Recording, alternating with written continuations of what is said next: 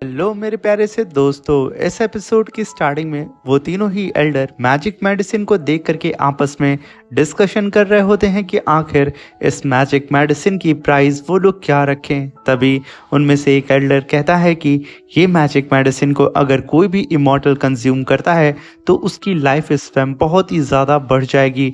तभी दूसरा एल्डर कहता है कि ये मैजिक मेडिसिन अभी सीड फॉर्म में है और इसे इवॉल्व होने में, यानी कि इसे मैजिक मेडिसिन बनने में काफ़ी समय लगेगा। अभी वहाँ पे दूसरा एल्डर कहता है कि भले यहाँ पे इस मैजिक मेडिसिन को इवॉल्व होने में काफ़ी समय लगेगा, मगर हम ये बात अच्छे से जानते हैं कि ये एक रेयर ट्रेजर है और ऐसा ट्रेजर बार बार अपीयर नहीं होता है। इसलिए हमें यहाँ पे इसे सीड फॉर्म में ना देख करके इसके फ्यूचर की ग्रोथ को देखना चाहिए। आखिर ये जब इवॉल्व होगी एक मैजिक मेडिसिन में तो इससे हम लोग खुद अपने लाइफ स्पैन को भी बहुत ही ज़्यादा बढ़ा सकते हैं। हम लोग इस मैजिक मेडिसिन को लेकर के हेवन के रूल्स को भी ब्रेक कर सकते हैं। अभी वहाँ पे नांग का डिसेबल कहता है कि ये मैजिक मेडिसिन अभी सीड फॉर्म में है, आप इसे वाटर देंगे, इसे नरिश करेंगे, तब जा करके ये इवॉल्व होगी मैजिक मेडिसिन में। और आप लोग यहाँ पे मेरे मास्टर के द्वारा ढूंढे गए एंशिएंट रॉयल फैमिली के हेड से इसे कंपेयर कर रहे हैं। दोनों ही चीज में जमीन आसमान का फर्क है, इसलिए आप लोग मेरे मास्टर को यहाँ पे विजेता घोषित कर दें। यहाँ पे आप लोग बेवजह ही डिस्कस कर रहे हैं। तभी वहाँ पे ये फैंग कहता है डिस्कशन, चलो फिर मैं यहाँ पे सारी चीज़ों को संभल कर देता हूँ। वो वहाँ पे मौजूद सारे ही लोगों से कहता है कि आखिर यहाँ पे कौन है जो कि इस एंशिएंट रॉयल फैमिली के हेड को खरीदना चाहता है, जिससे यहाँ पे सीनियर नोंगगॉन के द्वारा ढूंढा गया है। अगर यहाँ पे मौजूद कोई भी इसे खरीदना चाहता है वो आगे आकर के इसका दाम लगा सकता है। ये सुन करके वहाँ पे उन तीनों ही एल्डर्स में से एक एल्डर आगे आके बोलता है कि ये फैंग, ये एंशिएंट रॉयल फैमिली का हेड काफ़ी ज़्यादा कीमती ट्रेजर है, मगर अफसोस की बात यह है कि ये किसी भी तरीके से हमारी कल्टीवेशन या फिर हमारी प्रैक्टिस में काम नहीं आने वाला है, इसलिए इसे खरीदना वेस्ट होगा। तभी वहाँ पे ये फैंग कहता है कि तो ठीक है, आप लोग इसे खरीदना नहीं चाहते हैं तो यहाँ पे जितने भी लोग मौजूद हैं, क्या इनमें से कोई भी मेरे द्वारा ढूंढा गया किरिंग मैजिक मेडिसिन सीड को कोई खरीदना चाहता है? अगर कोई इंटरेस्टेड है तो वो आगे आ करके मुझे बता सकता है। यहाँ पे कोई और कुछ बोलता वो तीनों ही एल्डर ये फैंग के पास भागे दौड़े आते हैं और उससे कहते हैं कि प्लीज़ ये फैंग, ये मैजिक मेडिसिन सीड हमें बेच दो, तुम जितनी भी कीमत बताओगे हम वो कीमत देने के लिए तैयार हैं। तभी वहाँ पे ये फैंग कहता है कि अब यहाँ पे साबित हो चुका है कि कौन यहाँ पे जीता है और कौन वहाँ पे हारा है। अभी वहाँ पे होस्ट आके बढ़ता है और सभी लोगों से कहता है कि जैसा कि ये साबित हो चुका है कि मैजिक मेडिसिन सीड सबसे ज़्यादा कीमती और रेयर ट्रेजर है, इसलिए मैं सेकंड राउंड का विनर ये फैंग को घोषित करता हूँ। तभी ये फैंग ये सुन करके अपने मन में कहता है कि मैंने जो यहाँ पे आने से पहले गोल को सेट किया था कि मुझे कैसे भी करके मैजिक मेडिसिन को हासिल करना है गॉड किंग के लिए, वो मुझे मिल चुका है। अब मैं थर्ड राउंड को हार जाऊंगा क्योंकि मैं नहीं चाहता हूं कि किसी भी तरीके से नांग मुझे यहां से जाने से रोके, क्योंकि मैं यहां पे किसी भी तरीके की लड़ाई नहीं चाहता हूं। मुझे जल्द से जल्द गॉड किंग के पास ये मेडिसिन सीड पहुंचानी होगी। तभी यहाँ पे ये फैंग ये सब कुछ सोच ही रहा होता है। होस्ट यहाँ पे थर्ड राउंड को अनाउंस कर देता है। तभी होस्ट कहता है कि तो थर्ड राउंड के लिए कौन सबसे पहले आके आना चाहता है? और जो भी ये फैंग और नोंगगॉन आप दोनों में से थर्ड राउंड के लिए पहले आना चाहता है उसका मोस्ट वेलकम है। तभी सबसे पहले फिर से नोंगगॉन आगे आता है और स्टोन गार्डन के बीच में बैठ करके अपनी पावर को रिलीज करते हुए कहता है कि अगर मुझे यहाँ पे ये फैंग से अपनी बेइज्जती का बदला लेना है तो मुझे यहाँ पे किसी ऐसे स्टोन को ढूंढना होगा जिसके अंदर लाइफ प्रेजेंट हो। ये कहने के साथ वो अपनी पावर को रिलीज करता है और कुछ छोटे छोटे स्टोन्स के पास जाके उन्हें अपनी पावर से उठा के उन सारे ही छोटे मोटे स्टोन्स को डिस्ट्रॉय कर देता है। ये देख करके उसके डिसेबल्स कहते हैं कि टीचर अब कुछ ज़्यादा ही सीरियस हो गए हैं।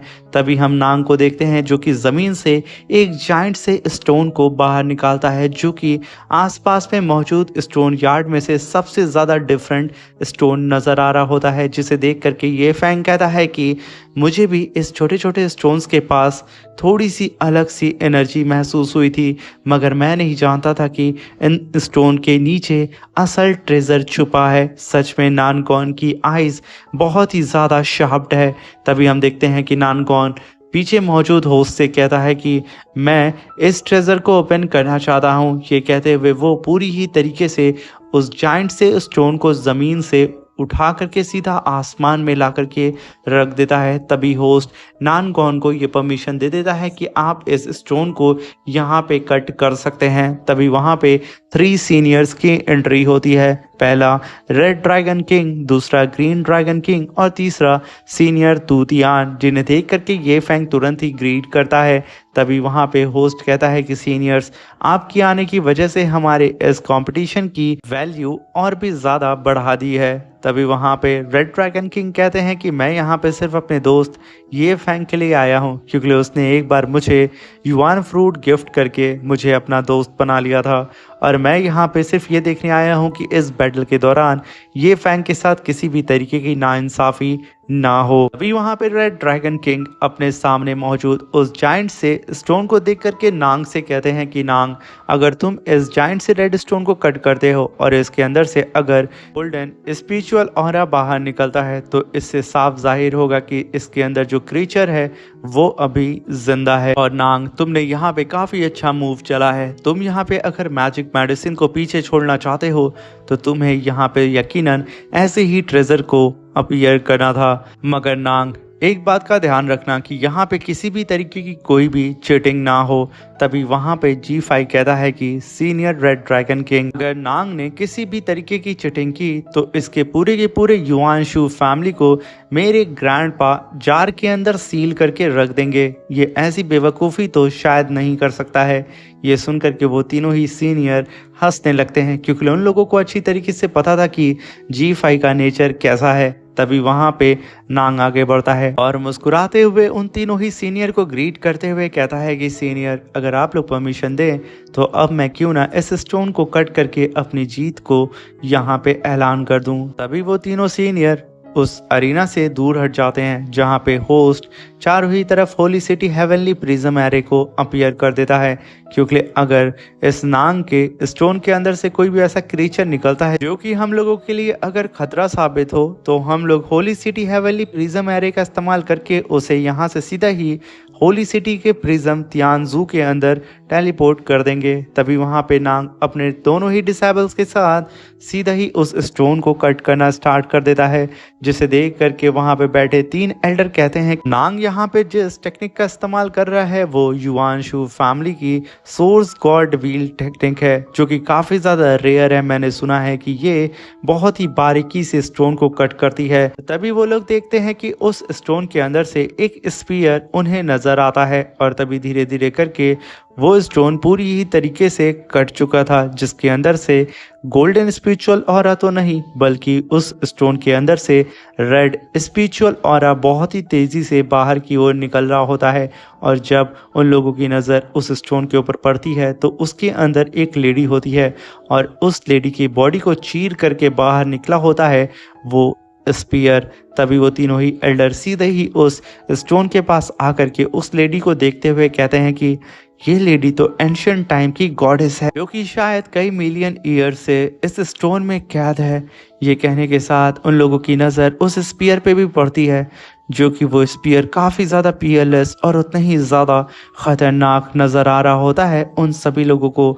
मगर तभी वहाँ पे डिवाइन सिल्क वॉर्म आ जाता है, जो कि उस स्टोन के पास जा करके उस लेडी को देखते हुए रोने लगता है, जिसे देख करके वो तीनों ही एल्डर अंदाज़ा लगाते हैं कि शायद इस डिवाइन सिल्क वॉर्म का कुछ ना कुछ लेना देना इस गॉडेस के साथ में है। तभी वहाँ पे नांग आता है और कहता है कि एल्डर्स, अब यहाँ पे बातें करना बंद करें और इस स्टोन के अंदर मौजूद इस गॉडेस की प्राइस हमें बताएं। तभी वो एल्डर कहते हैं कि इस गॉडेस को देख करके ये साफ जाहिर होता है कि यहाँ पे ये इस मैजिक मेडिसिन से बहुत ही ज़्यादा कीमती है। अगर इसके अंदर थोड़ी सी भी जान होती तो नांग, तुम इसके बदले इस दुनिया में किसी भी चीज़ को खरीद सकते थे। ये बहुत ही ज़्यादा रेयर ट्रेजर है। ये सुनकर के नांग सीधा ही ये फैंग से कहता है कि बच्चे, अब बताओ तुम आखिर अब कैसे मुझसे जीतोगे। यहाँ पे तो मुझे लगता है कि तुम्हारे सीनियर ये जियाओ यू की भी टेक्निक काम नहीं आने वाली है, क्योंकि वो सब कुछ मेरे सामने फीकी पड़ जाएगी, क्योंकि मैं रियल स्टोन हंटर हूँ और मुझे इस दुनिया में कोई भी हरा नहीं सकता है। इसलिए ये फैंग तुम उस मैजिक मेडिसिन को मेरे हवाले कर दो, क्योंकि तुम इस गॉडेस से भी ज्यादा रेयर ट्रेजर को यहाँ पे ढूंढ ही नहीं सकते हो, क्योंकि यहाँ पे इससे ज्यादा रेयर ट्रेजर होना इम्पॉसिबल है। तभी ये फैंग कहता है कि यहाँ पे आपने मेरे सीनियर ये जियाओ यू की टेक्निक का मजाक उड़ाया है। अब वक्त आ चुका है कि मैं आपको दिखाऊं कि आखिर मेरे सीनियर ये जियाओ की रियल टेक्निक क्या है। ये कहने के साथ ये फैंग सीधा ही उस स्टोन गार्डन में आता है और अपनी गॉड आई को एक्टिवेट करके अपने फ्लैग फॉर्मेशन को चारों ही तरफ उस स्टोन गार्डन के फैला देता है। और ये फैंग कहता है कि मैंने ऑलरेडी इस स्टोन गार्डन को ऑब्जर्व करने के लिए अपनी गॉड आई की पूरी पावर का इस्तेमाल कर लिया है।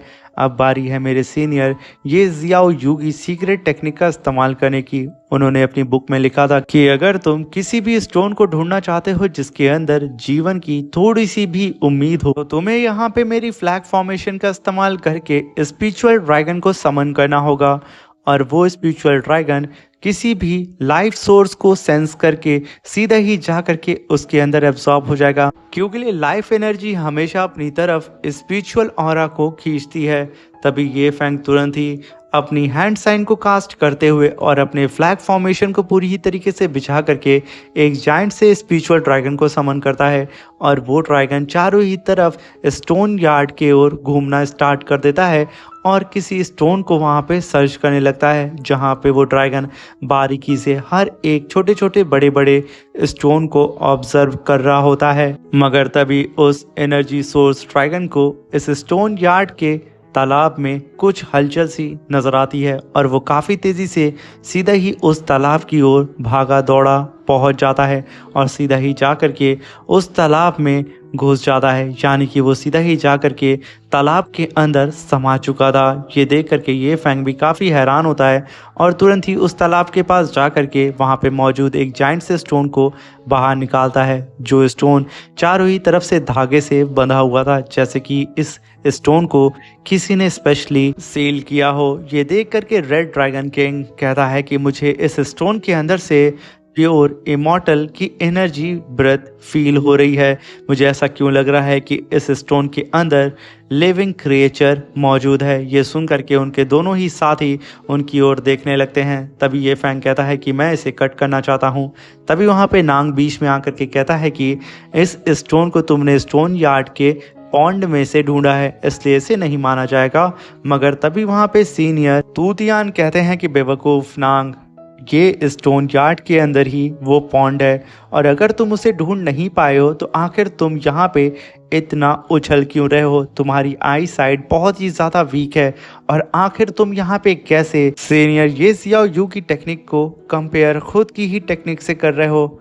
तुम अभी उनकी टेक्निक के आसपास भी नहीं हो, इसलिए चुपचाप जा कर के वहाँ पे खड़े हो जाओ। यहाँ पे किसी भी तरीके की कोई भी चीटिंग नहीं हो रही है। तभी होस्ट भी वहाँ पे आकर के नांग से कहता है कि यहाँ पे सीनियर सही कह रहे हैं, इस स्टोन यार्ड के अंदर ही वो तालाब मौजूद है जिसके अंदर से यहाँ पे ये फैंग ने उस स्टोन को ढूंढा है। इसलिए प्लीज़ आप पीछे जाएं और ये फैंग आप इसे कट करें। तभी ये फैंग वहाँ पे अपनी स्वॉर्ड को समन करता है। ये देख करके वो तीनों ही एल्डर कहते हैं कि ये तो dragon pattern black gold sword है, जिसे magical material of imperial weapon को कट करने के लिए यूज़ किया जाता है। ये dragon pattern black God sword किसी भी पीएलएस मटेरियल को चुटकी में काट सकती है। तभी ये फैंग वहाँ पे अपनी गोल्ड स्वॉर्ड से एक काफ़ी पावरफुल स्लैश टैग करता है, जिसकी वजह से आसमान में एक क्रैक बन जाता है। और तभी ये फैंग एक और स्लैश टैग करके उस वाइट गेट को और भी बड़ा करता है और सीधा ही उस वाइट गेट के अंदर घुस जाता है। और काफ़ी तेज़ी से ये फैंग अपनी पावर का इस्तेमाल करके वहाँ पे अलग अलग जगह से टेलीपोर्ट होकर के स्पिरिचुअल फॉर्म में आकर के उस स्टोन को कट करना शुरू कर देता है, जिसे वो तीनों एल्डर और आसपास में मौजूद सारे लोग ये फैंग की रफ्तार को और उसके कट करने की स्पीड को देख ही नहीं पा रहे होते हैं, सिवाय रेड ड्रैगन किंग के। वो अपनी यहाँ पे ड्रैगन आई का इस्तेमाल करके ये फैंग के सारे ही मूव को बहुत ही बारीकी से ऑब्जर्व कर रहे होते हैं। वो यहाँ पे ये फैंग के सारे ही स्पिरिचुअल क्लोन्स और उसके कट करने की टेक्निक को भी ऑब्जर्व कर रहे होते हैं। तभी ये फैंग अपना फाइनल स्ट्राइक करके सीधा ही बाहर आ करके अपने ह्यूमन फॉर्म में खड़ा हो जाता है।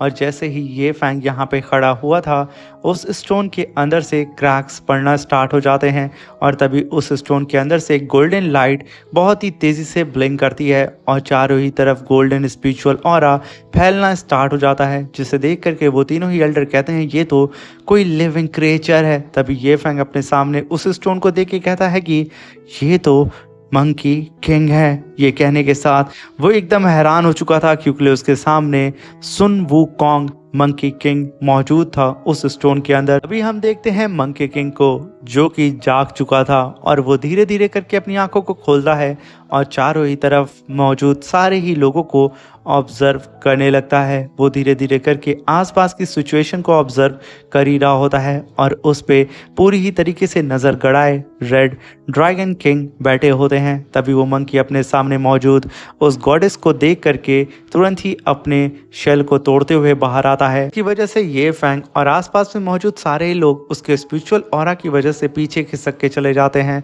तभी रेड ड्रैगन किंग कहते हैं ये तो 9 हेवनली पावर है, मगर तभी हम देखते हैं उनका ये सिर्फ कहना था। वो मंकी किंग सीधा ही रेड ड्रैगन के ऊपर अटैक करने के लिए चला जाता है, जहां पे रेड ड्रैगन अपने हाथ में थोड़ा सा स्पिरिचुअल ऑरा गैदर करने लगते हैं क्योंकि वो मंकी काफ़ी तेज़ी से सीधा ही उनकी ओर बढ़ रहा होता है। और जैसे ही वो मंकी उनके ऊपर अटैक करता, रेड ड्रैगन अपने हाथ से एक हल्का सा पुश करके उसे पीछे ढकेल देते हैं। तभी वहाँ पे रेड ड्रैगन कहते हैं कि ये मंकी एंशिएंट रॉयल फैमिली का बैटल होली एप है। तभी हम वहाँ पे उस होस्ट को देखते हैं जो कि एंशिएंट रॉयल फैमिली की प्रिज्म टेक्निक को परफॉर्म करके सीधा ही मंकी किंग को वहां पे होल्ड करने की कोशिश करता है। मगर यहाँ पे अफसोस की बात ये होती है कि वो यहाँ पे मंकी किंग को होल्ड बैक नहीं कर पाता है। मंकी किंग उसकी सारी ही स्पिरिचुअल सॉर्ट को डिस्ट्रॉय करके सीधा ही उस गॉडेस के बॉडी के अंदर जो स्पीयर उसका होता है उसे पकड़ के खींच के बाहर निकालता है और उस स्पीयर को ज़मीन पे पटक के अपनी स्पिरिचुअल पावर को रिलीज करता है और ये साबित कर देता है कि बच्चों यहाँ पे ये मंकी किंग यहाँ पे मौजूद सारे लोगों के इक्वल ही पावरफुल है, भले ही वो कई हजार क्या कई मिलियंस के बाद यहाँ पे फिर से जिंदा हुआ है। तभी मंकी किंग अपने सिग्नेचर लुक में खड़े होकर के वहाँ पे मौजूद सारे लोगों को घूरता है।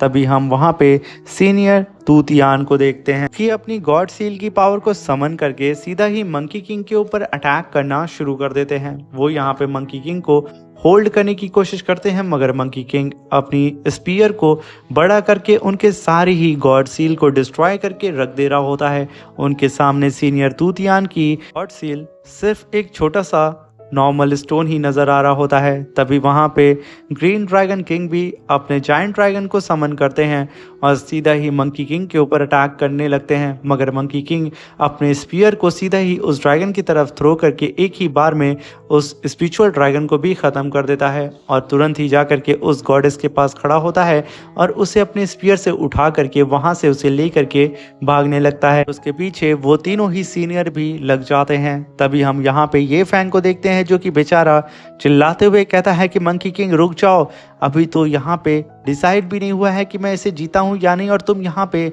भाग रहे हो। मगर यहाँ पे मंकी किंग किसी की नहीं सुनता है। वो वहाँ पे उस गॉडेस को बचा करके ले करके भाग रहा होता है और तभी वहाँ पे नांग की एंट्री होती है। वो ये फैंग से कहता है कि ये फैंग, यहाँ पे तुम्हारे मंकी ने मेरे ट्रेजर को चुरा करके लेकर के भाग चुका है और इससे ये साबित होता है कि मैं इस कंपटीशन का विनर हूँ, इसलिए उस मैजिक मेडिसिन को अब चुपचाप मेरे हवाले कर दो। अगर तभी होस्ट आकर के वहाँ पे कहता है कि सीनियर नांग, आप यहाँ पे अच्छा जोक करते हैं। यहाँ पे जो ट्रेजर ये फैंग ने अपीयर किया था वो मंकी किंग वो एक लिविंग क्रिएचर था, जिससे ये साबित होता है कि ये फैंग थर्ड राउंड को भी जीत चुका है। और अगर हम लोग थर्ड राउंड के रिजल्ट को नज़रअंदाज करते हैं और पिछले रिजल्ट को ऑब्जर्व करते हैं तो ये फैंग उन दोनों ही राउंड का विनर था और इस थर्ड राउंड का भी विनर ये फैंग है, इसलिए प्लीज़ आप यहाँ से जाएं। तभी वहाँ पे नांग गुस्साते हुए वहाँ से चला जाता है। तभी ये फैंग के साथ ही वहाँ पे काफ़ी खुश होते हुए कहते हैं कि जीनियस ब्रदर, आपने तो वर्ल्ड के सबसे ज़्यादा जीनियस स्टोन हंटर को हरा दिया। ये कहते हुए वो लोग यहाँ पे पार्टी की डिमांड कर ही रहे होते हैं, मगर यहाँ पे ये फैंग की हालत ख़राब होने लगती है। जैसे ही उसके साथ ही उसके कंधे पे हाथ रखते हैं, ये फैंग को वहाँ पे खून की उल्टियाँ होने लगती हैं और उसके साथ ही तुरंत ही ये फैंग को वहाँ संभालते हैं और यहाँ पे ये फैंग धीरे धीरे करके बेहोश हो जाता है और अपनी पास्ट की मेमोरी में चला जाता है, जहाँ पे ये फैंग अपनी होली बॉडी का ब्रेक थ्रू कर रहा होता है। वहीं पे ये फैंग को मारने के लिए आसपास के सारे ही पावरफुल सेक्ट वहाँ पे मौजूद होते हैं, मगर ये फैंग हेवन के रूल को तोड़ करके खुद का ब्रेक थ्रू करने में लगा होता है। यहाँ पे ये फैंग अपना ब्रेक थ्रू करने में सक्सेस तो हो जाता है, मगर जैसे ही ये फैंग अपना ब्रेक थ्रू किया था, आसपास में मौजूद सारे ही सेक्ट वाले बारी बारी करके ये फैंग के ऊपर अटैक करने लगते हैं, जिसकी वजह से ये फैंग की हालत ख़राब हो जाती है। वो उन सारी फाइट को जीत तो जाता है, मगर वो बेहोश हो चुका था। जहाँ पे डॉक्टर वोंग ये फैंग के साथियों से कहते हैं कि ये फैंग अब सिर्फ आधे ही साल तक जिंदा रहेगा। डॉक्टर वोंग का ये कहना ही था ये फैंग के साथियों से। वहाँ पे ये फैंग जाग चुका था। वो उड़ते हुए सीधा ही डॉक्टर वोंग से कहता है कि आखिर आप यहाँ क्या कह रहे थे, मगर डॉक्टर वोंग उसे कुछ नहीं बता रहे होते हैं। मगर ये फैंग कहता है कि मैंने सुन लिया है कि मैं आधे साल तक ही ज़िंदा रहूँगा, मगर आखिर ऐसा क्यों, मैंने तो अपना ब्रेक थ्रू कर लिया। तभी डॉक्टर वोंग कहते हैं कि ये फैंग तुम यहाँ पे ज़िंदा हो सिर्फ गॉड किंग के डिवाइन ब्लड की वजह से। उन्होंने अपने डिवाइन ब्लड से तुम्हें अब तक ज़िंदा रखा है और तुम्हारी फाउंडेशन को स्टेबल रखा है। और अगर हम यहाँ पे हेवन के अकॉर्डिंग देखें तो तुम्हारी लाइफ सोर्स ऑलरेडी हेवन ने कट कर दी है। यहाँ पे किसी भी तरीके की मैजिकल मेडिसिन, इमॉर्टल आर्ट या फिर कोई ताओइज्म भी तुम्हें शायद बचा नहीं सकता है। ये सुन करके ये फैंग उन सभी लोगों से कहता है कि मैं अपने भाई पैंगबू से बात करना चाहता हूँ, प्लीज़ हमें अकेला छोड़ दें। वो लोग वहाँ से चले जाते हैं, जहाँ पे पैंगबू कहता है ये फैंग तुम परेशान ना हो, डॉक्टर वोंग यहाँ पे कोई ना कोई रास्ता निकाल ही लेंगे। और ऊपर से ब्लैक एम्परर भी जी शैन सिटी में गया हुआ है तुम्हारे लिए कोई मेडिसिन के तलाश में, तुम ठीक हो जाओगे मेरे भाई। मगर तभी ये फैंग कहता है कि ब्रदर बू, मैं ऑलरेडी 10,000 साल तक जी चुका हूँ और आधे साल तक मैं और जिंदा रहूँगा। इस हिसाब से मैं तुम्हारे साथ मेरे भाई वापस अर्थ नहीं जा सकता हूँ, इसलिए प्लीज़ मेरे भाई अर्थ पे जाते ही तुम मेरे मॉम डैड का ख्याल रखना, मैं सिर्फ तुम पे ही भरोसा कर सकता हूँ। तभी पाम्बू कहता है कि ये फैंग बेवकूफ़ कहीं के, जब डीमन एम्परर ने मेरी बॉडी पे कब्जा कर लिया था तो तुमने ईंट से ईंट बजा करके ज़मीन आसमान को एक कर दिया था मुझे बचाने के लिए। तो आखिर तुम कैसे अपने ही मामले में कमज़ोर पड़ सकते हो मेरे दोस्त, मैं तुम्हारे साथ हूँ, हम दोनों ही भाई मिल करके तुम्हारे लिए कोई ना कोई रास्ता ढूंढ लेंगे। वही वहाँ पे ये फैंग कहता है कि मैंने कब कह दिया कि मैं यहाँ पे चुपचाप बैठा रहूँगा, मैं अपनी ज़िंदगी से लड़ता आया हूँ और मैं आगे भी लड़ूंगा। कहने के साथ ये फैंग अपने हाथ को आगे बढ़ाता है और तभी पैम्बू भी अपने हाथ को आगे बढ़ा करके कहता है ये हुई ना मेरे भाई एक मर्दों वाली बात। ये कहने के साथ वो लोग हैंडशेक करते हैं और वहीं पे ये फैंग कहता है कि मैं आधे साल के अंदर बहुत कुछ कर सकता हूँ, बस मेरी किस्मत मेरा साथ दे। इसी के साथ मेरे प्यारे दोस्तों ये शानदार सा एपिसोड भी ख़त्म होता है। Thank you for watching, bye bye, take care.